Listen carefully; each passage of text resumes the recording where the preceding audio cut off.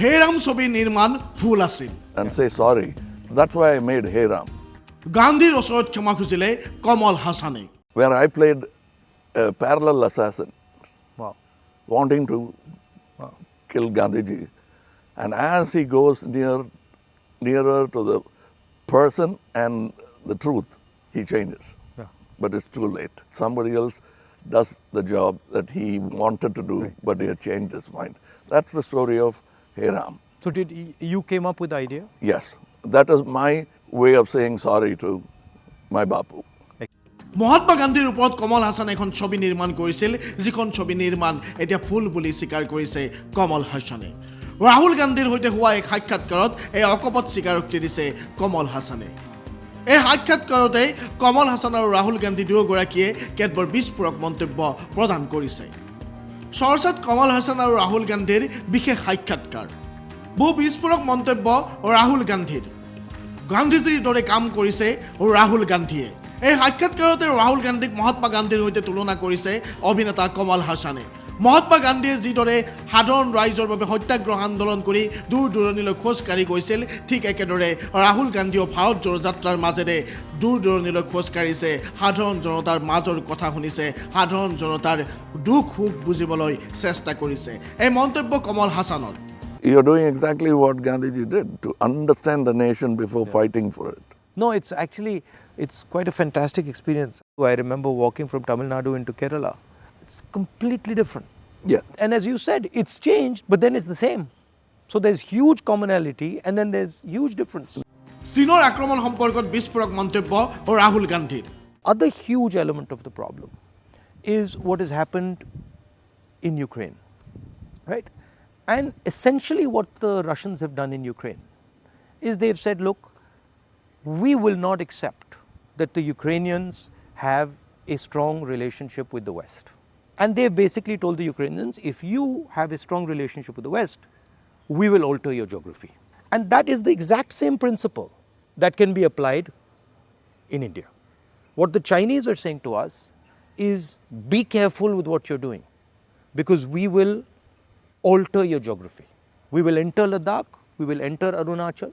And what I can see is them building a platform for that type of an approach. So as an Indian person, I don't want to be somebody who's warmongering, but I'd like our country to be aware that there are real problems on the border, and those problems on the border are connected to what is going on inside our country. When Indian fights Indian, when the economy doesn't work, when there's joblessness, our external opponents can take advantage of that situation. Yeah, so that's broadly an opportune moment Yeah. of distracted. Yeah.